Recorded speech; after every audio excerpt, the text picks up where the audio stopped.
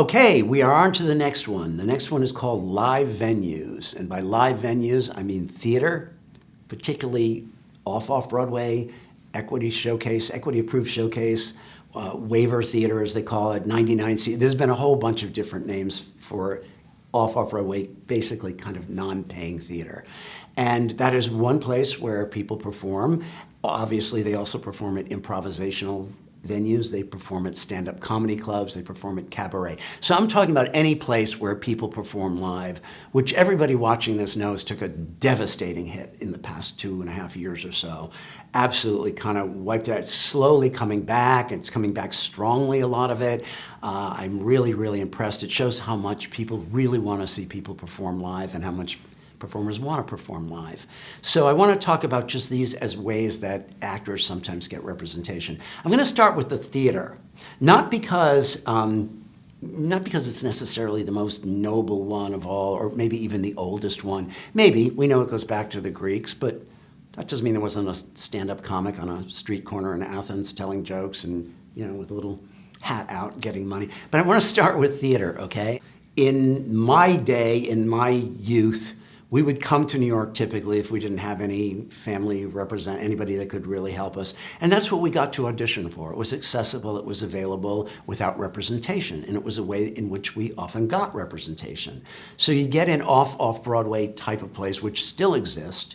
And if it was a good theater, you could usually count on some people coming. You'd send out flyers in the mail, just as people still send out flyers, only they're internet links now. And usually you'd get, a few people would come, you'd hope they would be interested in you, maybe they were, maybe they weren't. The better the venue, the more likely people would come. However, I will say this, you don't see that quite as much as a place where agents get actors anymore as they once did. And one of the reasons for that is what I just talked about above, the school thing. Okay, those degree programs, there was very little of that. When I was an actor, there wasn't that much of it when I was an agent, and then when it kind of took off, more and more agents went to that because they felt the students were more vetted, more trained, more solid. So people still go out to off-Broadway productions, certainly, but not quite as much as they did. We have improv clubs, we have cabaret, and we have stand-up, are all potential places where actors can get seen. They invite agents, as I say, typically these days through a link, and they will see if they can get them to come, which isn't very easy. I want to point out something, though, here. There's a wonderful agent in New York. His name is Bill Valoric, and he did an interview with Playbill, which is now about 10 years old, but it's still very, very relevant. So if you were to Google Bill Valoric Playbill, don't do it now, though, okay? I'll spell it for you later, okay? I don't want to lose you for a minute. But what Bill says here, what you're going to hear, what you're going to read is a highly sophisticated, highly successful, wonderful New York agent talking about New York and how things happen and where people come from. And he points something out in this interview, which is very, very true. He says if one of his clients is in something off-Broadway, he will go and see it. Because that's what they do. Because that's what you're supposed to do when you're an agent and you're, looking at your actors' work, your clients' work, and supporting them. You go there.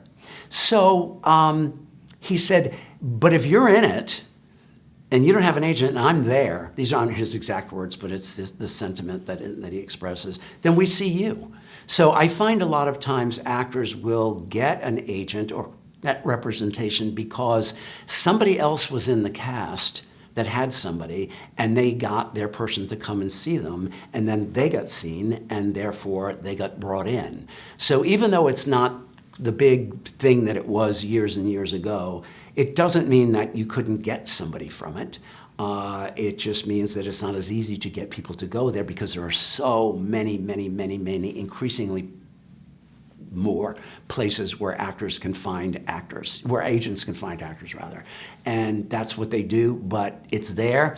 That's one. Stand-up, improv, as most of you watching might have known, had a huge explosion several years ago, and it became necessary almost. You have to take improv, particularly for television commercials, also for auditions where they expect you to come in and be able to wing things, and there's so much content out there that became big. I guess it's starting to come back again. We'll see it again. But those are all places, cabaret for the musical performer and for agents who represent actors in that regard. Those are all places that agents can find actors. So I just wanted to point that out to you, and we're going to move on to the next thing in just a minute.